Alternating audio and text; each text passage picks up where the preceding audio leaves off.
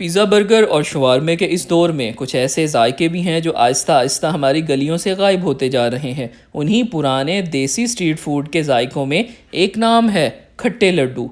पंजाब की पुरानी चटपटी फूड रिवायत में ये लड्डू अपनी खट्टी, मीठी और मसालेदार चटनी के साथ एक अलग पहचान रखते हैं। और आज मुल्तान में भी ये एक जगह ऐसी है जहाँ ये पुराना जायका अब तक जिंदा है। बचपन में गली मोहल्लों के ऐसे ही जायके हमारी शामों का हिस्सा हुआ करते थे। इसीलिए मेरे लिए ऐसे पॉइंट सिर्फ खाने की जगह नहीं, ये पुराने स्ट्रीट फूड को जिंदा रखने वाले लोग हैं। इनको खाने के लिए आपको आना होगा गवर्नमेंट एलिमेंट्री स्कूल नंबर 1 के बिल्कुल सामने, Gulshan market, new Multan colony, Multan. क्योंकि मुल्तान की गलियों में ऐसे ही कुछ पुराने जायके आज भी वक्त के सामने खड़े हैं। क्योंकि कुछ खाने सिर्फ खाए नहीं जाते, उन्हें जिंदा भी रखा जाता है।